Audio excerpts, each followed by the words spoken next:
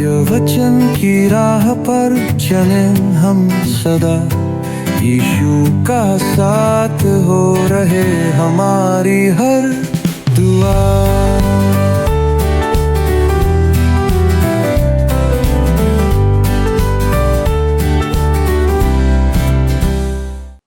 प्रिय दर्शकों, आप सभी को प्रभु यीशु मसीह में प्रेम भरा नमस्कार। आज एक बार फिर सत्य वचन बाइबल अध्ययन में आपका स्वागत करते हुए मुझे बहुत हर्ष हो रहा है, क्योंकि हम मिलकर परमेश्वर के वचन का अध्ययन करने जा रहे हैं।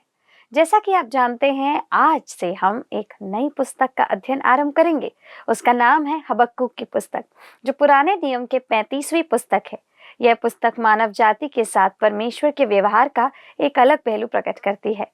हबक्कुक अपनी बातों को प्रश्नों के आधार पर प्रकट करता है।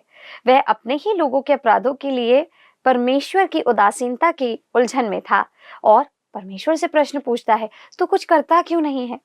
मित्रों, आज भी हमारे समय में यह पुस्तक प्रासंगिक है, क्योंकि हम भी अक्सर परमेश्वर से ऐसे ही प्रश्न पूछते हैं।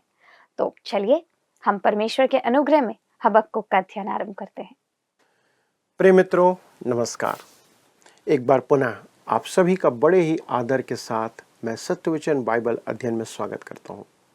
दोस्तों, जैसा कि आपने सुना, हम आज से पुराने नियम से हबक्कुक की पुस्तक का अध्ययन आरंभ करेंगे। मित्रों, आपको यह जानकर आश्चर्य होगा कि नहूम, हबक्कुक और सपन्याह, इन तीनों की पुस्तक में हमें बहुत सी समानता देखने को मिलती है। इनमें से प्रत्येक पुस्तक मानव जाति के साथ परमेश्वर के व्यवहार का एक अलग पहलू प्रकट करती है। ये पुस्तकें दर्शाती हैं कि कैसे परमेश्वर की प्रशासन पद्धति मानव प्रशासन पर प्रबल होती है। यह पुस्तक व्यक्तियों के साथ परमेश्वर के व्यक्तिगत व्यवहार को भी दर्शाती है। दोस्तों, इन पुस्तकों में एक और समानता यह है कि उनके लेखक एक ही समय काल में वास करते थे। वास्तव में वे सभी एक दूसरे के समकालीन रहे होंगे। उन भविष्यवक्ताओं के समय का आंकलन करना कठिन है, जैसा कि पुराने नियम की सभी पुस्तकों का है। इसका कारण यह है कि हमारे लिए निश्चित तिथि आवश्यक नहीं है। मित्रों, कम से कम हम यह तो जानते हैं कि ये तीनों भविष्यवक्ता राजा योशिय्याह और यहोयाकीन के समय में वास करते थे, जो यिर्मयाह भविष्यवक्ता का भी समय काल था। इस समय तक उत्तरी राज्य इस्राएल बंधुआई में जा चुका था और दक्षिणी राज्य यहूदा बंधुआई में जाने की कगार पर था। योशिय्याह के बाद दक्षिणी राज्य के सारे राजा बुरे थे और आप पाते हैं कि नहूम, हबक्कुक और सपन्याह तीनों इस पतन काल में ही भविष्यवाणी कर रहे थे। यद्यपि इन पुस्तकों में समानता पाई जाती है, पर उनमें विषमता भी देखने को मिलती है। नहूम का संदर्भ केवल अशूर की राजधानी नीनवे से था, जिसमें वह परमेश्वर का न्याय, धार्मिकता और प्रेम प्रकट करता है। यद्यपि परमेश्वर उन्हें दंड देने में भी धर्मी था, परंतु हबक्कुक उस समस्या को एक भिन्न दृष्टिकोण से देखता है। हबक्कुक अपनी बातों को प्रश्नों के आधार पर प्रकट करता है। वह अपने ही लोगों के अपराधों के प्रति परमेश्वर की उदासीनता के लिए उलझन में था। हबक्कुक परमेश्वर से प्रश्न पूछता है, तू कुछ करता क्यों नहीं है प्रभु। आज के समय में भी बहुत से लोग हबक्कुक के समान विचार रखते हैं और परमेश्वर से पूछते हैं, परमेश्वर कुछ करता क्यों नहीं है। वह हस्तक्षेप करके उपद्रव, अन्याय और कष्टों का अंत क्यों नहीं करता। परमेश्वर हबक्कुक के प्रश्नों का उत्तर देते हुए उसे सूचित करता है कि वह एक राष्ट्र बेबीलोन को तैयार कर रहा है कि यदि यहूदा अपनी चाल ना बदले तो बेबीलोन उसे दंड देने के लिए बंधुआई में ले जाएगा। हबक्कुक की समस्या थी कि परमेश्वर यहूदा को दंड देने के लिए एक दुष्ट, प्रतिमा आराधक और अन्य जाति राष्ट्र बेबीलोन को क्यों चुन रहा है।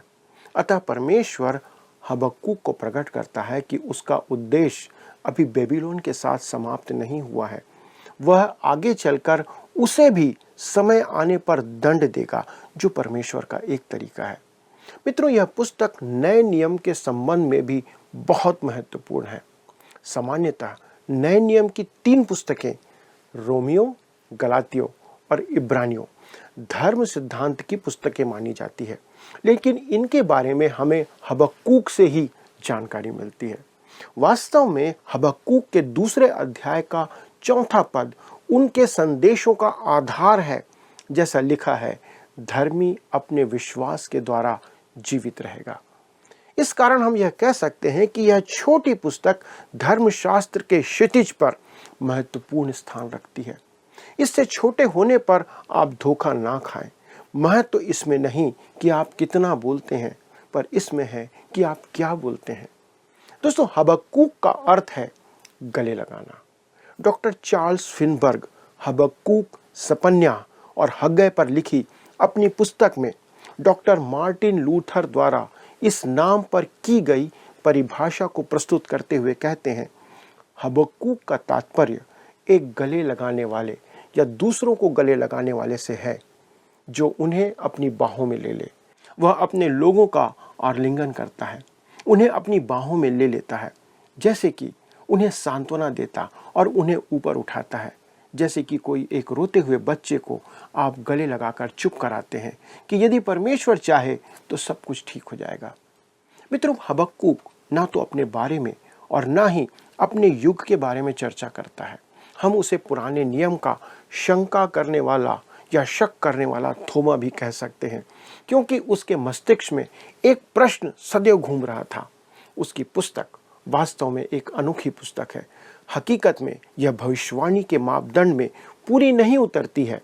यह एक प्रकार से योना की पुस्तक के सदृश है, क्योंकि हबक्कूक भी अपने जीवन का अनुभव परमेश्वर से व्यक्त करता है और परमेश्वर उसे उत्तर देता है। दोस्तों, हम उस पर तब तक प्रश्न चिन्ह नहीं लगाते हैं जब तक हम अंतिम अध्याय के अंतिम 3 पदों तक नहीं पहुंच जाते, और अंतिम 2 या 3 पद में हम विस्मयकारी चिन्ह लगा सकते हैं। दोस्तों, यह पुस्तक हबक्कूक के अनुभवों का काव्य रूप है, जबकि योना की पुस्तक उसके अनुभवों का गद्य रूप है।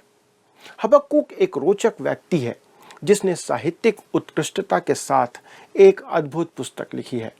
इसका अंतिम अध्याय परमेश्वर की महिमा का एक भजन है, जो साहित्य की उत्तम कृति है।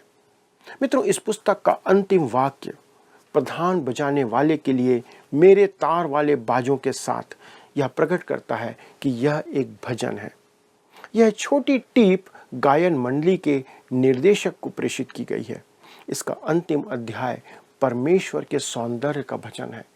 सच तो यह है कि संपूर्ण भविष्यवाणी ही एक नगीना है। डेल्टिजिस्ट लिखते हैं कि इसकी भाषा पूरी तरह से शास्त्रीय, दुर्लभ और चुनिंदा शब्दों से भरी हुई है। मूर हाउस कहते हैं कि यह पुस्तक अपनी भव्य कविता के लिए विशिष्ट है। यह छोटी पुस्तक निराशा से आरंभ होकर महिमा के साथ समाप्त होती है, प्रश्न चिन्ह से आरंभ होकर विस्मयकारी चिन्ह के साथ समाप्त होती है। हबक्कूक का सबसे बड़ा प्रश्न है कि क्यों परमेश्वर बुराई को अनुमति देता है। क्या परमेश्वर संसार के अन्याय को दूर करेगा? क्या परमेश्वर संसार की बुराइयों के बारे में कुछ कर रहा है? मित्रों, यह एक ऐसा प्रश्न है जो प्रत्येक विचारशील मनुष्य के मन में आता है, और मेरा मानना है कि यह पुस्तक उन प्रश्नों का उत्तर है जो आपके मन में भी है। मेरे विचार में नए नियम में थोमा के संदेह, पुराने नियम में हबक्कूक के संदेह और आज के आधुनिक मनुष्य के संदेह को एक शब्द में कम करना संभव है, क्योंकि यह पुस्तक मानव जाति का मूलभूत प्रश्न है। सब बातों का मूल प्रश्न है, ऐसा क्यों? आप देखेंगे कि हबक्कूक का संदेश नहूम के संदेश के विपरीत है। नहूम की पुस्तक में परमेश्वर दंड देने जा रहा था और प्रश्न था, परमेश्वर प्रेमी होकर ऐसा दंड कैसे दे सकता है? पर यहाँ हबक्कूक में प्रश्न उसके विपरीत है, परमेश्वर संसार की दुष्टता के लिए कुछ कर क्यों नहीं रहा है? दोस्तों, हबक्कूक का विषय है विश्वास। उसे विश्वास का भविष्यवक्ता कहा गया है, जो हबक्कूक दूसरे अध्याय के 4 पद से प्रकट होता है, जहां लिखा है, धर्मी अपने विश्वास के द्वारा जीवित रहेगा। यह पद नए नियम में 3 बार उपयोग किया गया है। रोमी 1 का 17, गलातियों 3 का 11 और इब्रानियों 10 का 38। आइए दोस्तों, अब हम इस पुस्तक की रूपरेखा को देखें। जिसके आधार पर हम इसका अध्ययन करेंगे। पहले अध्याय में हबक्कूक की उलझन है, जिसके अंतर्गत हम देखते हैं हबक्कूक का पहला प्रश्न, परमेश्वर बुराई को क्यों अनुमति देता है। दूसरी बात, परमेश्वर का उत्तर, परमेश्वर यहूदा को दंड देने के लिए अन्य जाति को तैयार कर रहा था। पहले अध्याय का 5 से 11 पद। अगली बात, हबक्कूक का दूसरा प्रश्न जो पहले से भी बड़ा है, क्यों परमेश्वर अपने लोगों को उस राष्ट्र के द्वारा से दंड देगा जो उनसे भी दुष्ट हैं। परमेश्वर कसदियों को क्यों नाश नहीं कर रहा है। पहला अध्याय का 12 से 17 पद। तब हम दूसरे अध्याय में आते हैं जिसका विषय है हबक्कूक की धारणा। पहली बात उसके अंतर्गत देखेंगे हबक्कूक का अभ्यास, वह गुप्त समस्या को गुप्त स्थान पर लेकर जाता है। दूसरे अध्याय का पहला पद। अगली बात, हबक्कूक का धैर्य, वह दर्शन का इंतजार करता है। दूसरे अध्याय का 2 से 3 पद। और तीसरी बात, हबक्कूक के सामने तमाशा, मनुष्यों में महान विभाजन। दोस्तों, एक समूह जो कुटिल है वह विनाश की ओर बढ़ रहा है, दूसरा समूह विश्वास के साथ परमेश्वर की ओर बढ़ रहा है। यह अपरिहार्य है। दूसरे अध्याय का 4 पद। और इस अध्याय में अंतिम बात, हबक्कूक का दृष्टांत, इसका अनुप्रयोग दर्शन को स्वतः स्पष्ट करता है। बदले में कसदियों का नाश किया जाएगा क्योंकि परमेश्वर राष्ट्रों के मध्य कार्य कर रहा है। दूसरे अध्याय का 5 से 20 पद। तब हम आते हैं तीसरे अध्याय में जिसका विषय है हबक्कूक का आनंद। इसके अंतर्गत हम देखेंगे पहली बात, हबक्कूक की प्रार्थना। वह भविष्यवक्ता जो सोच रहा था कि परमेश्वर दुष्टों का कुछ नहीं कर रहा है, अब उसे दयालु बने रहने की विनती करता है। क्या वह भयभीत था कि परमेश्वर बहुत कुछ कर रहा है। तीसरे अध्याय का 1 और 2 पद। दूसरी बात, परमेश्वर की योजना। परमेश्वर अपने उद्धार के रथ पर भव्यता से सवार रहता है। तीसरा अध्याय 3 से 17। और तीसरी बात, हबक्कूक की स्थिति, दुख से सुख में आने के कारण अब वह आनंद करेगा। तीसरा अध्याय 18 और 19 पद। तो आइए दोस्तों, हम अपने पहले अध्याय के अध्ययन को आरंभ करते हैं जिसका विषय है हबक्कूक की उलझन। और हम पहले पद को पढ़ते हैं जहां पर लिखा है, भारी वचन जिसको हबक्कूक नबी ने दर्शन में पाया। भारी वचन का अर्थ है दंड। वास्तव में यह हबक्कूक का प्रश्न नहीं है, पर परमेश्वर का उसे उत्तर है। हकीकत में परमेश्वर का उत्तर ही हबक्कूक की पुस्तक की भविष्यवाणी है। अन्य भविष्यवक्ताओं की तरह ही हबक्कूक भी परमेश्वर के उत्तर को भारी वचन कहता है। हबक्कूक का पहला प्रश्न था, हबक्कूक कहता है परमेश्वर बुराई को क्यों आने देता है। हबक्कूक 1 का 2। हे यहोवा, मैं कब तक तेरी दुहाई देता रहूंगा और तू ना सुनेगा। मैं कब तक तेरे सन्मुख उपद्रव उपद्रव चिल्लाता रहूंगा, क्या तू उद्धार नहीं करेगा। हबक्कूक परमेश्वर से कह रहा है कि वह उसकी प्रार्थना नहीं सुन रहा है। वह अपने लोगों में दंगे देखकर निराशा के अंधकार में परमेश्वर की दुहाई देता है। उसे ऐसा लगता है कि परमेश्वर शांत है, वह कुछ नहीं कर रहा है। यह हबक्कूक का गान है, एक कविता है। जैसा हम अंत में देखेंगे कि पुस्तक स्तुति गान और हर्ष के साथ समाप्त होती है। दोस्तों, यदि आपके पास कोई प्रश्न है तो मेरा सुझाव है कि आप उसे परमेश्वर के पास लेकर जाएं, जैसा हबक्कूक ने किया। और यदि आप सच्चे दिल से, सच्चे हृदय से उससे पूछेंगे तो निश्चित आपको परमेश्वर से उत्तर मिलेगा। तब वह पद 3 और 4 में कहता है, हबक्कूक 1 का 3, तू मुझे अनर्थ काम क्यों दिखाता है। क्या कारण है कि तू उत्पात को देखता ही रहता है। मेरे सामने लूटपाट और उपद्रव होते रहते हैं और झगड़ा हुआ करता है और वाद विवाद बढ़ता जाता है। इसलिए व्यवस्था ढीली हो गई और न्याय कभी नहीं प्रकट होता। दुष्ट लोग धर्मी को घेर लेते हैं, इसलिए न्याय का खून हो रहा है। अब वह एक बड़ा भारी प्रश्न पूछता है परमेश्वर से। परमेश्वर उसके लोगों में इस बुराई को क्यों पनपने दे रहा है। जैसे अपराध, अन्याय, कलह, बैर भाव आदि ये सब बढ़ रहा था। उसका पुराना और नया प्रश्न, दोनों प्रश्न यही है मित्रों। आप भी परमेश्वर से यह प्रश्न पूछते होंगे। आइए हम इसे विस्तार से देखें कि वो क्या कहना चाह रहा है। जैसा कि मैंने प्रस्तावना में कहा कि हबक्कूक ने यहूदा के राजा योशिय्याह के राज्यकाल के बाद कभी अपनी भविष्यवाणी लिखी थी, जो दक्षिणी राज्य यहूदा का अंतिम भला राजा था। योशिय्याह के बाद यहोआहाज राजा बना, जो एक बुरा राजा था। वह 3 माह से अधिक नहीं रह सका।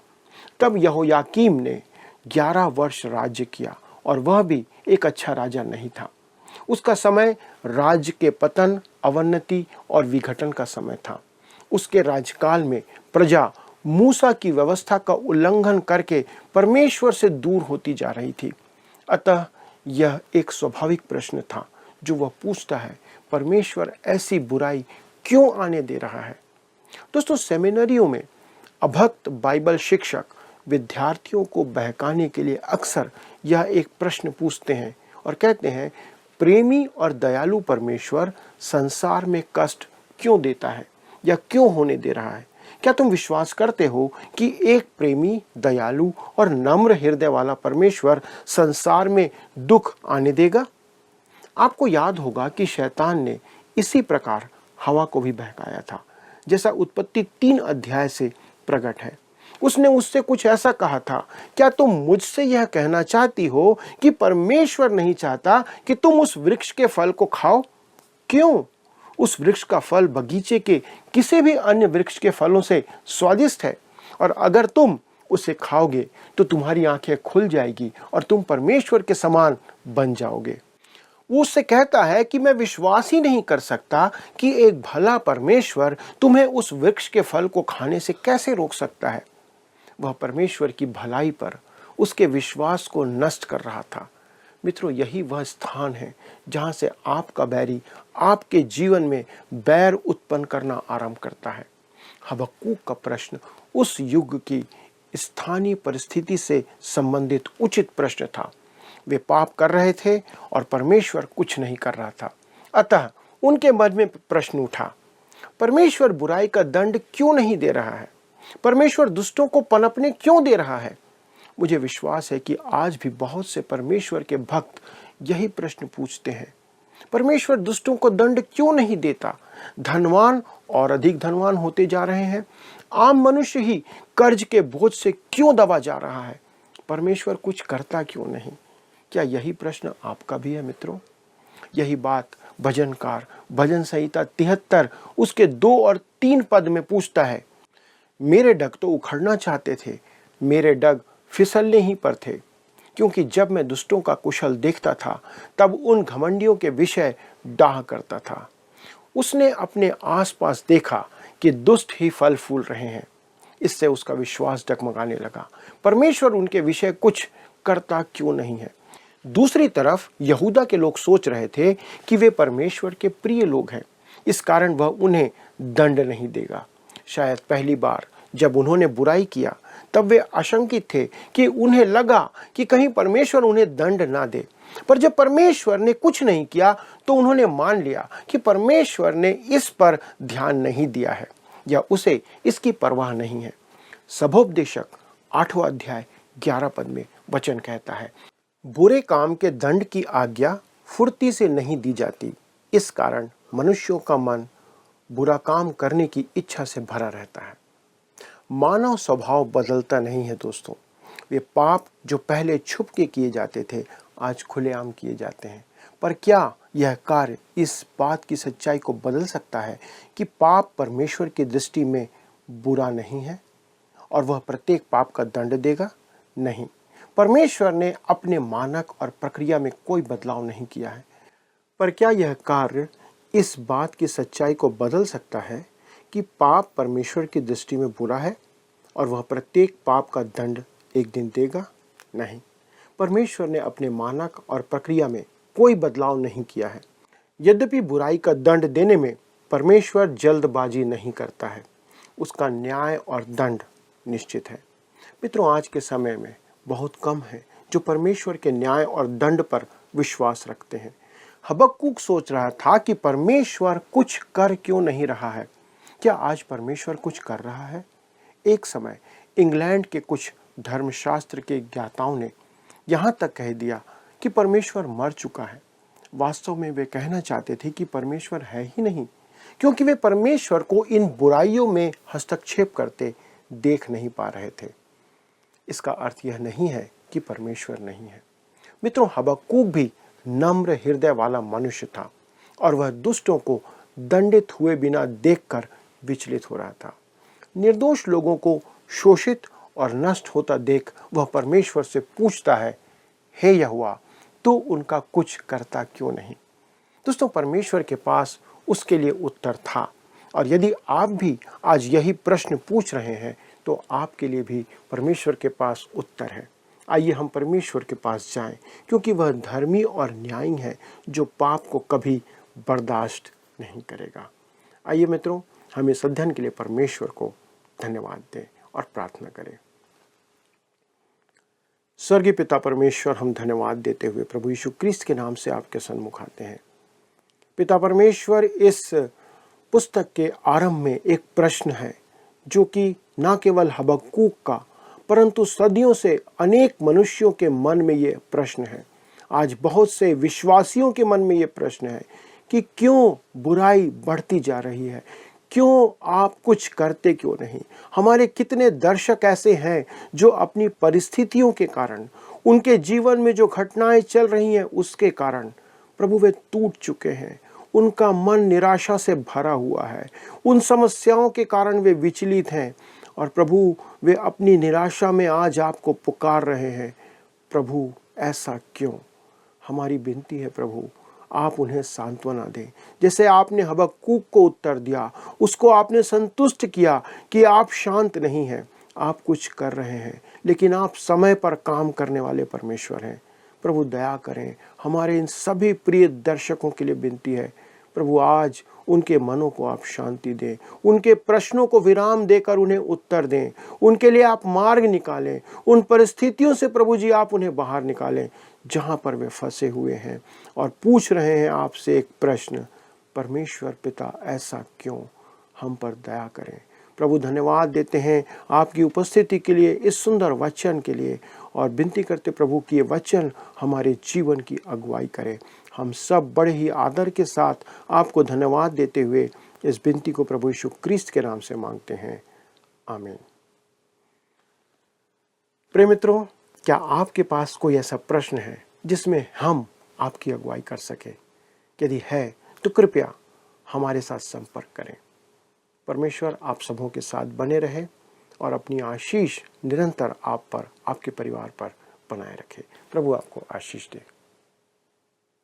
प्रिय मित्रों, आज के अध्ययन में आपने देखा कि परमेश्वर हबक्कूक के प्रश्नों का उत्तर देते हुए उसे सूचित करता है कि वह एक राष्ट्र बेबीलोन को तैयार कर रहा है कि यदि यहूदा अपनी चाल ना बदले तो बेबीलोन उसे दंड देने के लिए बंधुआई में ले जाए। यह पुस्तक हबक्कूक के अनुभवों का काव्य रूप है। हबक्कूक अपने लोगों की दशा देखकर व्याकुल हो गया था और उस व्याकुलता में वह परमेश्वर से प्रश्न पूछता है। तब परमेश्वर उसे उत्तर देता है कि वह क्या कर रहा है। मित्रों, आज अध्ययन यहाँ पर समाप्त होता है, पर अगले प्रसारण में हम इस अध्ययन में मिलकर आगे बढ़ेंगे। अगर आप इस कार्यक्रम को पुनः देखना चाहते हैं तो आप हमारे YouTube channel word sounds today पर भी देख सकते हैं। तब तक परमेश्वर की आशीष आप पर, आपके पूरे परिवार पर बनी रहे। धन्यवाद।